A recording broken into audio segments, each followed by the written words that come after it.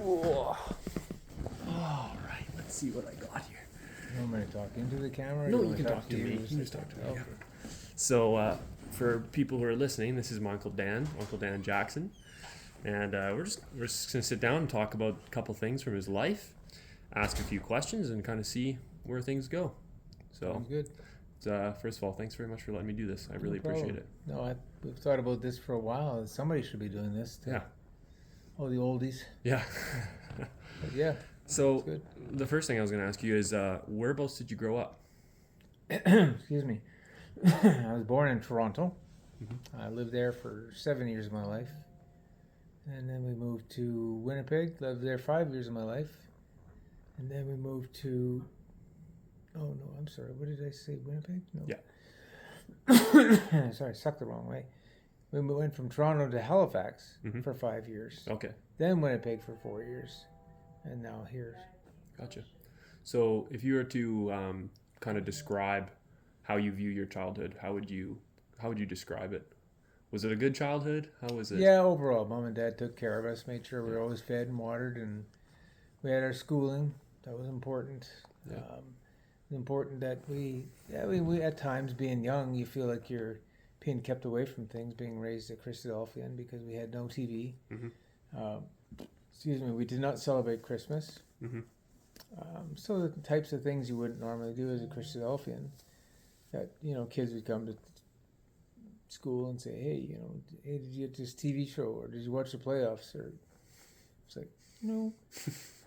So anyway, we a little bit that way, but Yeah. I can't say now looking back that it was bad at all. Right. I think that's the important point, that we can look back. If you grow up regretting it, then nobody's gonna have a good childhood, and people are just not going to be happy in their whole life. In their old age, they won't be happy. So, Yeah. What kind of how would you describe your temperament, your personality as a young person? Like, if you were to describe yourself, kind of personality traits, what kind of kid were you? You mean characteristics? Yeah, just general characteristics. I don't know. Maybe coming through the middle childhood syndrome, I like to go work. Mm-hmm. I always wanted to earn money. My dad will tell you. So I was that way inclined, and so as such, it seemed like sometimes there was, between the three of us, there was rivalries a little bit, and because that's all we had was three of us. Yeah. At any rate, I had anger management problems back when I was growing up. I never really dealt with until I came here. So there was that, and we were getting to the age when we left Winnipeg that we're to that important age in our lives. Is the truth important, or is it not important? I was 16, so girls were becoming more attractive, and cars and things like that. So we spent a lot of time outside the house then after that, and it would have probably, I don't know for sure, because God has always His direction, but I'm sure we wouldn't be in the truth. If you hadn't have come here? Yeah. What do you think it was about here that really allowed you to kind of become committed or make that choice? Finally, ecclesia. We grew up in isolation, so there was just Mom, Dad, and three of us. Yeah, so when we left Toronto, it was just the five of us to Halifax, the five of us to Winnipeg, and then after that, we moved to an ecclesia, which was totally different. For us, it was like something we've never seen or had before. So I think that's the difference, was more support. Yeah, for sure. Sure. Yeah, isolation definitely seems like one of those things that makes it almost impossible to stay with the truth long term, at least from my perspective as someone who grew up in a large ecclesia. I couldn't imagine the difficulty that would be. Certainly would be a huge change coming to a populated area. I think, and that's why it stuck with me. A brother said once to me, he said, we have to raise strong children no matter where we raise them. And so, isolation is not the best place to raise children. If you're put in that position because of jobs, work, whatever it might be, and then you should raise your children always strong in the truth. And I don't know, and I don't know how many people are going to see this, but you don't want to offend anybody, but honestly, I don't think the three of us can really remember our Sunday schools too much, and I'm just being honest, because it was just mom and dad that did the best they could, but it was difficult for them too, I know. So therefore, there was no support from other Sunday school kids our age. So, How would you describe your relationship with your mom and dad when you were young? my mom was always the softie. We knew if we wanted something, we could go to mom, and dad was the hard one. So, Yeah. I mean, I think everybody grows up in a relationship with their mom and dad that, the good, the bad, and the ugly. So, as a kid, that's our perception. Don't forget, that's kids' perception. So Right. did I have a good childhood growing up? Probably better than a lot of people could ever imagine. But there were times, from a kid's perspective, wasn't so good. Yeah. How old were you when your mom passed away? Because that's obviously a pretty significant part of life that is not common. How old would you have been when your mom passed away? I was 18. 18. Yeah, another important age of our growing up in the truth and careers. Mom, I was 18. Andrew was, I think he was 17 or 16, and then Tim was 19 or 20. I think we're all in our teens still. So, And what kind of an impact did that have? Obviously, that's a pretty significant thing. How did you navigate through that? And how did that, if at all, how did that influence your decision to be committed to the truth and all of that? What was that like, kind of dealing with all that? I always thought afterwards that, if a person could be baptized, we would see her again. And I think that motivated me in one sense of the term. And I tell people this all the time, very honest, that I don't know as though I really got baptized for the correct reasons, where you have peer pressure and you have, so many other things around your life that affect your baptism rather than the loving of the truth itself, which it should be number one. So kind of did it, in my mind, it was not done, the smooth way, the way of knowing God first. So, but I think that's true for most people. A lot of people, that they find that as they grow, they look back on their decision to get baptized as fledgling and sort of undeveloped, and you kind of progress as you grow up. That seems to be a common thing that you hear people express. Yes, I hear that lots. Yeah. Anyways, it's interesting. I've learned a lot in my old age now to where your perspective should go as to where they were growing up in isolation and then moving to an ecclesia. You had to reset your priorities in a sense, and your perspectives, and then getting a little bit older and fighting your own demons, your own diseases, your own life. Kids getting older, then there's other challenges. So right. Do you ever feel like you were resentful at all because of the loss of your mom, or did you ever wonder why? You always were confident that it was all in God's plan, and no, I didn't really come to terms with that until I got baptized and a little bit later in life. But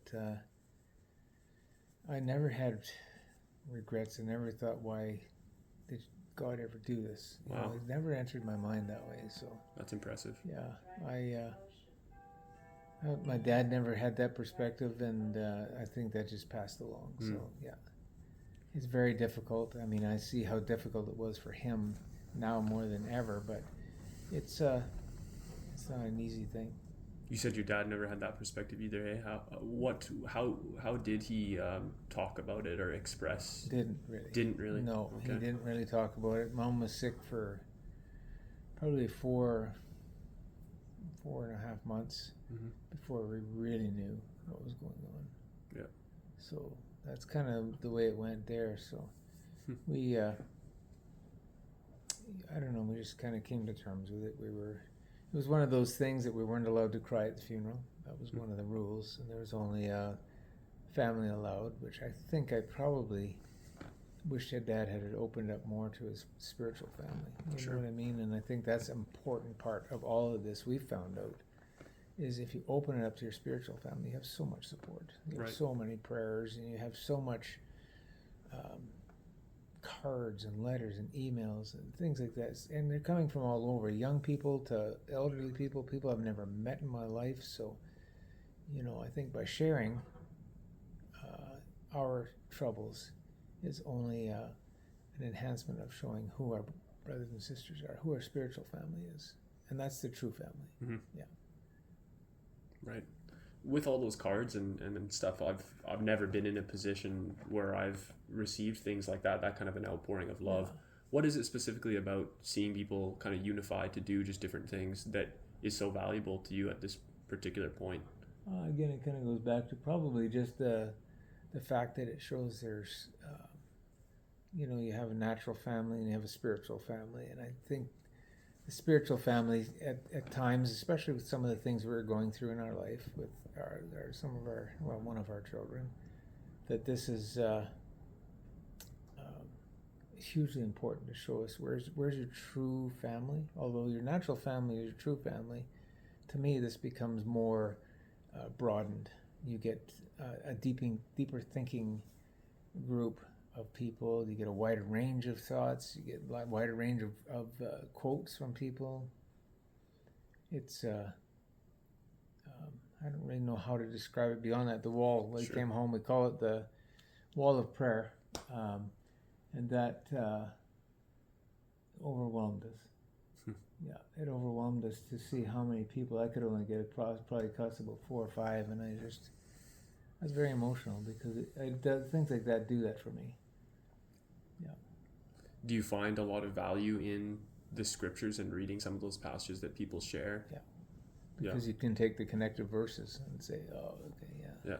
So yes, it's very good, and it reminds you of things people are thinking about you, and they had to go search that verse out. They didn't just sit down and say, open the Bible and find it. They went looking. Right. And to me, that's the, we're thinking of you, and you're in our thoughts and prayers. Well, they are when they have to go digging for that particular verse that they have in mind. So yeah, and I get emails pretty much every day from some 2 young boys down in Boston, and their mother went through the same thing, and she passed away of cancer too when they were in there, 15, 16, and Sandra and I spent a lot of time trying to help them through it because of Mom. Yeah. And so, yeah. That's pretty amazing to see that kind of support and that kind of love. It's overwhelming. Looking at that wall. Yeah. It's pretty incredible. There's just dozens of different things. Yeah. Yeah, it's very nice. I was going to ask a few questions too about Auntie Sandra. How long have you been married? Roughly. There you go. We were married, so roughly I can tell you 46 years. 46 years. Yeah, something like that. Yeah. And obviously that is an indication of a pretty long-lasting marriage, pretty healthy marriage. And I was going to ask, from your perspective, talking to a young person like myself, what do you think some of the key factors of a long, healthy marriage are, and some of the contributing things that have led to such a productive marriage? Good question, because it's as we've grown, because I think you change again your perspectives as you grow in your marriage even. So as we grow, I think we become more and more aware of the importance of certain things in your marriage that keep it together. And one of them we found is the biggest one is communication. If you can't talk about it, then are you married? Right. You should be able to talk to your spouse about absolutely everything. If you do something that wasn't quite right, go talk to them. Quite often it's a conversation. We find we're not going to have people just say, I'm going to leave you now because of what you just said. Right. It's difficult conversations sometimes that have to be had, but to me it has brought us way closer together. We actually, like Sandra said the other day, she said, you're my best friend, so so that was nice to hear. For sure. Yeah. When it comes to Auntie Sandra, obviously, especially the last 6 months or so, she has been a tremendous help and support. When you look at Desandra, what are some of the traits that you really love about your wife that you would point out as being things that you really value about her? She's committed, very committed, especially that shows when we're going through things like this. She's very much the housewife of all housewives. Every decision I've sometimes made in buying dealerships or starting a auto parts business, she's very supportive that way. So, not that we go loosey-goosey on whatever I want, but she's very supportive in all of that. So, yes, very, very supportive. I think that's one of our huge things we found. And again, very good with communication skills. She's very good with that. And, I think you can have some of your husbands and wives might sit there and just stallmate and just say, well, I really don't know what to say. And you don't have a conversation. You sit there on the couch, you drink your coffee, you get up and say, well, I'm going to the shop for a while. And you know what I mean? So there's nothing there. So there's lots of that. Spending time lately, we've been spent more time on walks than we ever have in our life, which you get a very good conversation. And sometimes we'll do the reading on the way, just play it on the earphones so we both can hear it exactly where we are. So the Bible has been a huge source of our strength. And since we're both very, I believe, committed to it, we find that the scriptures and the brothers and sisters that we have in the scriptures, we find the love of God very present with us right now. And that is a huge thing. I think if anybody can get that in their life, that God's watching over you in your marriage. So we have to watch our speech, our action, our thoughts, and those types of things, who should you be thinking the best of other than Christ, right? So is your spouse who represents Christ, or the ecclesia. What are some of the ways that you'd say throughout your marriage you've been able to kind of refocus and keep yourself on that path of direction towards God as opposed to getting, drifting away as time goes on? What are some of the methods that have been useful and successful in that regard? Well, that's another good question, because I can say throughout our lives we've had their ups and downs. We've had our, tugs towards the world and our tugs towards Scripture. And I think you get all these ups and downs in your marriage where you seemingly have a good marriage, and then you find yourself not going to Wednesday night classes because you're just too tired from owning the business. Well, then was owning the business taking us away from God and causing us to, not write in the exhortations, but reading them. And you know what I mean? And then when you can sit down and look at that, but we both sit on the couch and analyze it and say, yeah, our goal here isn't being met as far as making it to all the gatherings and doing all these things. So we find it's I forget your original question, but I'm just going to say we find that being involved with Christ and God, and it sounds very evangelical, but it's true. The closer you get to Him, the closer He comes to you. Right. That's very true. And so one of the things that's common in our religion is to do the daily readings. Is that something that you'd say is a pretty substantial factor in staying focused, or have there been other methods as well that you found beneficial? Yeah, no, another good question. We had, for a while there, daily Bible readings were not a part of our life as such. And growing up with children, and then we had foster children as well on top. I believe we had 81 foster children go in and out of our home. So that takes up a lot of time, and it was something that, looking back, would we do it again? I don't know. Knowing what we know now, we may have taken another look at that and said, it was a very good experience. It was very good. You could help people, and Sandra's always one that want to put her hand out and help somebody. So we both have been that way, but more so her with as far as children go, and being a teacher, she wanted to do other ways of helping. So yeah. With the foster kids, you said that, like, looking back, there's some things that would make you reconsider doing that again. What types of things kind of make you second guess that or think differently about that now with what you know? Talking to our kids now, maybe not giving them a voice to speak, but how is it affecting them? How does that affect their relationship with their real mom and dad? Are we putting more time into the foster foster children than we are to our own? So knowing what I know now, we might relook at that. And, I give them a voice to say, you know, what, Mm-hmm. how is this going? So, Mm-hmm. In regards to marriage, again, when you look back on your marriage as a whole, what would you say are some of the most challenging parts of being married and raising a family? just ask them again. What are the most challenging parts of being married and raising a family, in your opinion, looking back? Maintaining the truth in the life. You know, I mean, it's easy to send them to school.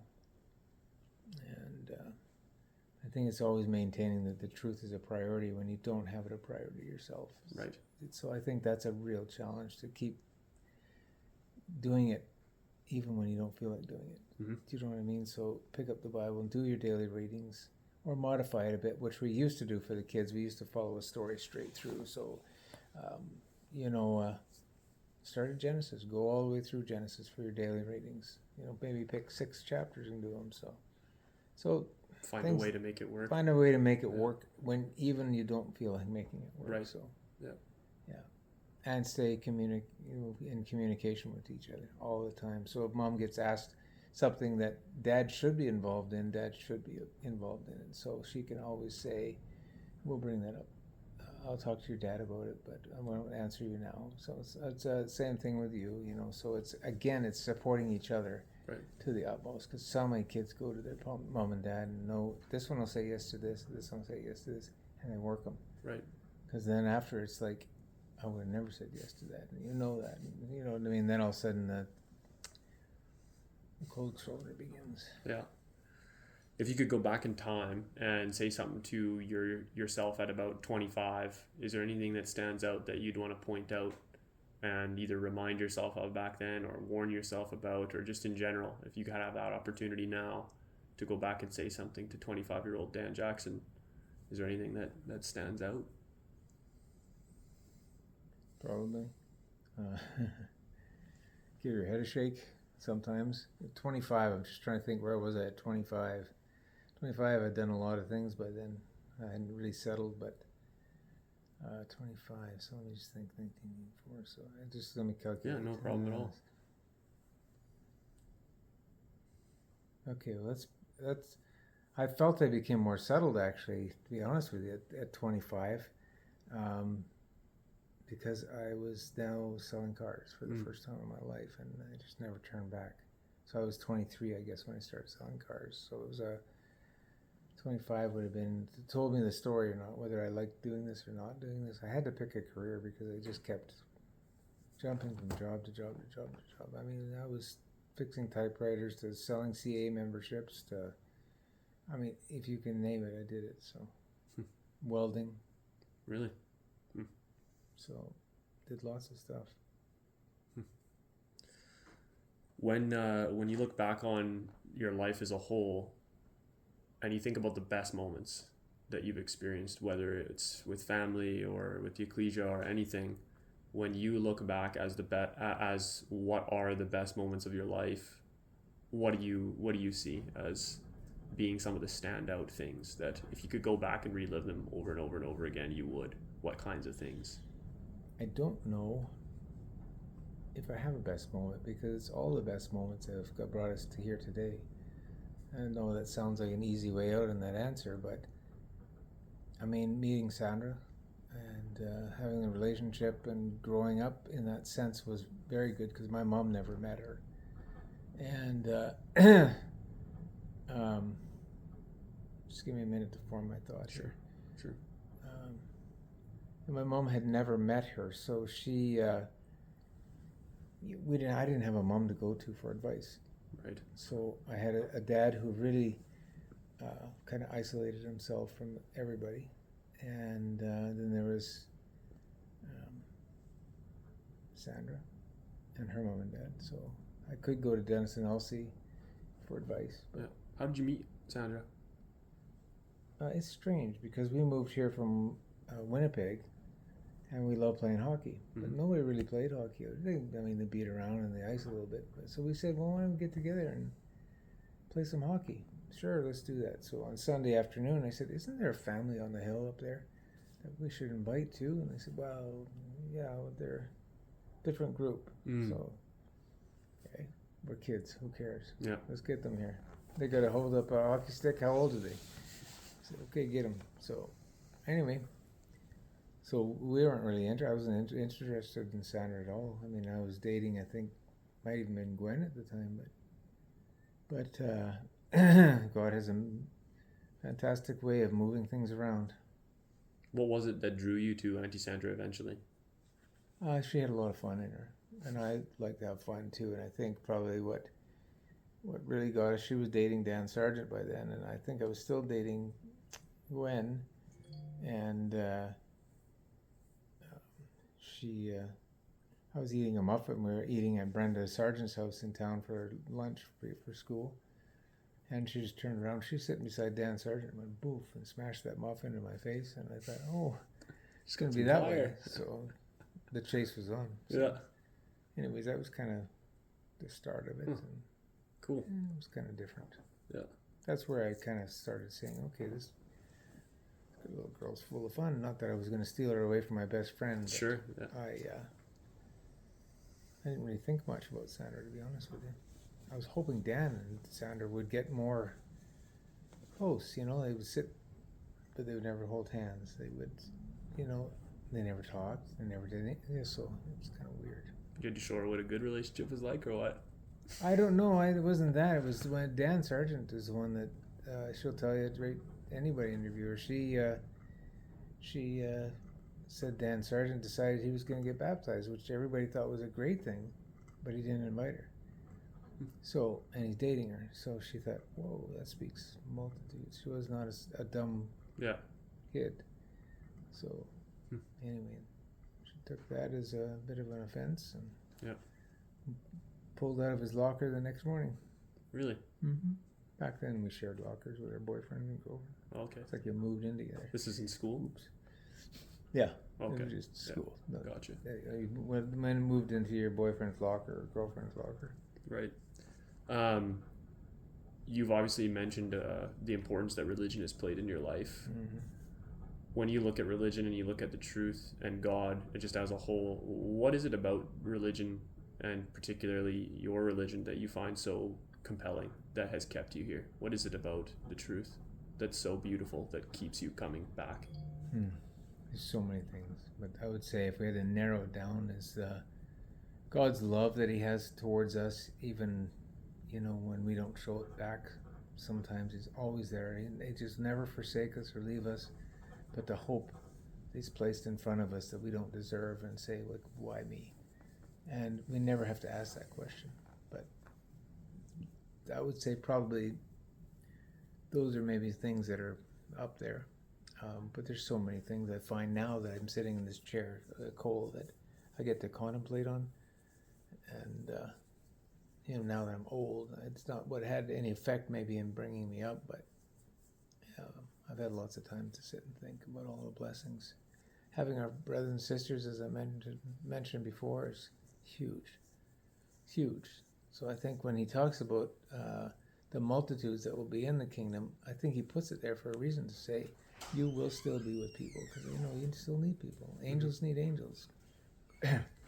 Christ needed someone. Mm-hmm. But they weren't there in the end for him, and I'm sure he must have felt totally alone.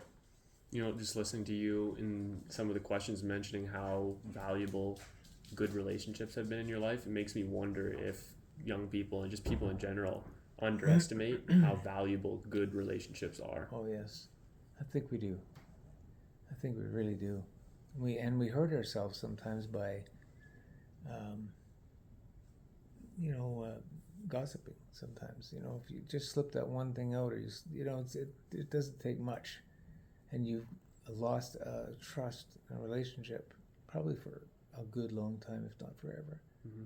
So, yeah.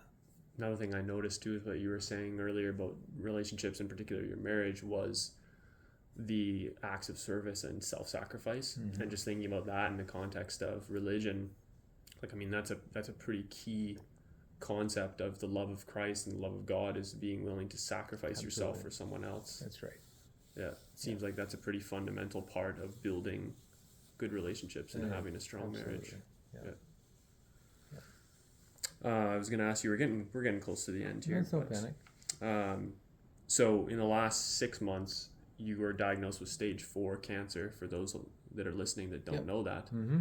this is not the first time that you have had a cancer diagnosis. So I No. was going to ask, comparing that initial diagnosis to this one, for the first diagnosis, what was that reaction kind of like, and how did that impact you, learning that you had cancer the first time?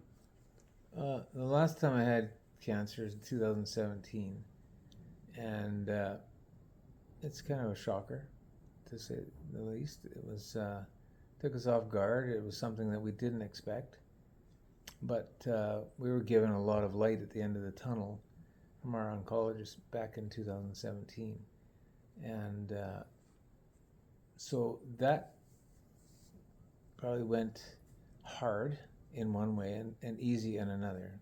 So difficult to find out you have the C word, as people say, Yeah. It's a scary thing. And it did. It scared us pretty good, although we had a little scare before that even. I had a broken collarbone, and the doctor at Battleford said it looks like cancer. That allowed it to break and became weak. And I said, So we had set up an appointment in Saskatoon, and they looked at it and said, nope, not even going to test it. He said, you just didn't know how to read the x-ray. He said, those are the little bubbles you see are bone, are, like the air in your bones, like whatever, if you break a bone open, sometimes you see all the little... Right, yeah. So he said, no, that's nothing to... Nothing to be concerned about. So at that we point. spent 2 weeks tormented, not knowing. And... So how does that differ compared to this latest diagnosis? What was it like the second time learning that you were diagnosed? in 2017? Nope. This time here. This time, yeah.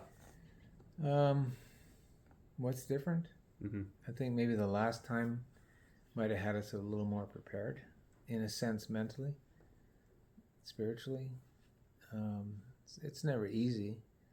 And of course, we didn't know what kind of cancer we had at the time. I was diagnosed in January, so they had to do a surgery that day that they finally determined it was cancer. It was about the size of a fist in my colon, so they thought they better get it out, and then they'll send it away for, of course, testing and whatnot. So it's everything takes time, and everything that takes time plays on your mind because we tend to want to think of the worst. Mm-hmm. So I think this time here we were prepared to think of the best. Mm. I think this is going to be in God's hands no matter which way it goes. And so that's the way we want to look at it is this is in God's hands completely. We have to surrender it to Him and say, hopefully we can maintain our faith. That's Right. our hope. Yeah. Yeah. Not hopefully He can do something, because He could with a snap of His fingers. Mm-hmm. But hopefully we can maintain our faith no matter what. Absolutely. That's a big one. Yeah. When for someone like me who's never had a really serious condition or anything like that was life-threatening, from your perspective, what are some of the things that changed in the way that you viewed life, in the sense of what veil is lifted from your sight when you get a diagnosis like that is life-threatening, that puts a whole different lens on your life? What kinds of things do you see that you didn't see before that are worth mentioning? I think once again you see the power of God in our lives, the power to work with us, the power to strengthen us, to encourage us, the power to bring brothers and sisters together who I'm thinking this may have helped even more than me. So if that is all it is alone, is to bring us to the kingdom of God, then we should actually look at the trial as something that we need, and we need it the best way He knows how.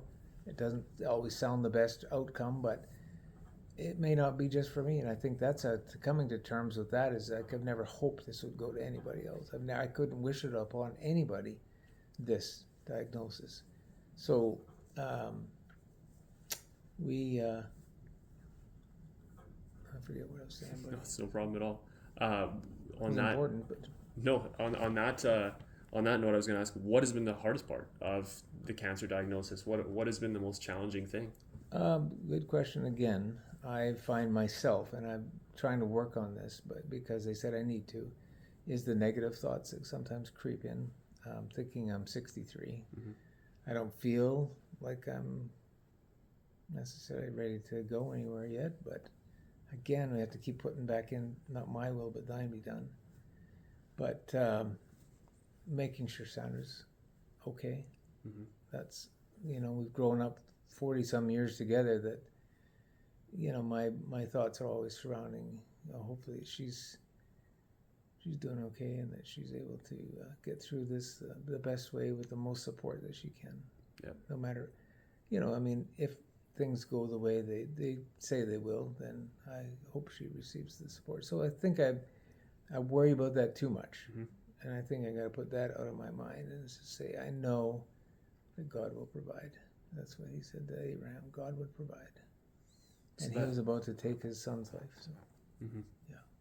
That war in your mind kind of that you're describing, I think, is something that a lot of people will be able to relate to in some capacity when it comes to trying not to let those negative thoughts and those dark sort of pathways become too present. How do you find that you're able to get out of that or navigate through it to a more positive state of mind? What kinds of things help to overcome the negativity and the fear? Going back to scriptures, I think we've picked up more books. I'm not a reader, to be honest with you, Cole. I'm not a reader. I wouldn't go to my library book section downstairs and pick up a book and say, I'm going to read this. I just don't do that. But since we've had this diagnosis, we've picked up various books, The Power of Forgiveness, for example, The Power of Prayer. Just lots of different books that I've always wanted to read, but I've never had the drive to read them. So I think we're finding ourselves reading more books, which then gives us the power to, listen to more talks online. So that encourages. There's a lot of very, very good talks we listen to, and that really encourages both. So we'll listen to one or two on the way up to Vermilion and one or two on the way back, or we'll sit here. I'll turn it on to fall asleep too. So I think we subconsciously become more and more encouraged. Right. Through other people's words as well. So just kind of being immersed in the principles that you're trying That's correct. And people say, well, that's a deathbed repentance. But okay, that's hopefully a deathbed encouragement to be able to do these things. You know what I mean? And so what we're thinking about when we pass is hopefully what we think about when we're raised. So here we are with everybody again. So. What do you think God is trying to accomplish through this whole process of the cancer diagnosis and the trials that you've been put through, either on a personal level or on a greater level that you alluded to for others? What do you think he's trying to accomplish through something like this? Another great question, because a lot of people probably don't give that a lot of thought, but I think we've come to the conclusion that people have to be taught to surrender to God. And I think, to me, that's one of the most important things we have to do in our lives, is to surrender to God. We think we can fix it. We can make our own. We can be our own gods, to say that I'm going to pray to God, but if He doesn't do it, then I'm going to do it my way. Well, you know what I mean. We slowly become our own God and say that things have got to change here, and I'm going to, I want to take it into my own hands, but at the same time, I'm praying to God for help. So, but I think it's hopefully teaching people prayer. It's teaching people, I think, to come together, more, to recognize there are other people out there hurting. And, you see that wall and all the emails and texts and stuff that we've found, that I would say that really, really has found a good support system for the whole ecclesia and beyond your ecclesia, and for, some in the 4 Points group. They've been very supportive, and I don't think I've met most of them. So, would you say that overall you have been able to find a sense of resignation and peace, that it's in God's hands and you have been able to surrender? Yeah, that's what gives us the peace that passes, I think, all understanding, is to know that God has this in His hands. There's nothing we can do to change His will. I always refer to the story of Hezekiah. He said to Hezekiah, to Isaiah, go back and tell Hezekiah he's got 15 more years, and so he could have snapped his fingers, but he didn't. Hezekiah had to make a poultice and put it on the boil so that he could be saved. So to me, it's encouraging people to find the poultice. Yep. You got to put your hand to it as well. Don't just sit on the couch and say, "Here I am, God, now fix me." Mm-hmm. It doesn't work that way. We found lots of people like that have found that peace of mind through that. Yeah.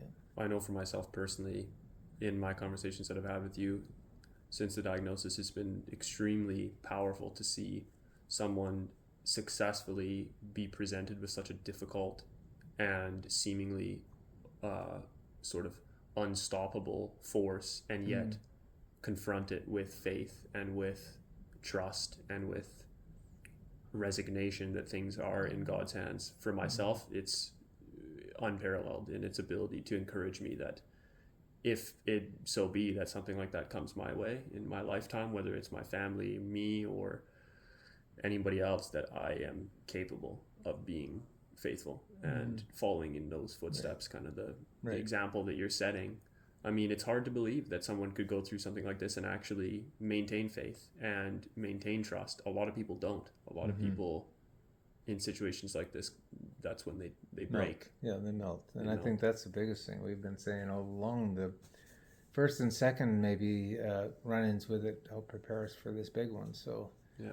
And even when the doctor told me that he believes I have cancer, and I phoned Sandra on the cruise ship and said, here's what it is. They believe I have cancer again, and so I'm just going to have an operation this afternoon, and we'll see how it goes, and just take one day at a time. And I think we were both pretty calm at that situation, although I know it's difficult for her because she was away from me, and we didn't have any clue this is what we're going to be faced against because of other reasons. But anyway, I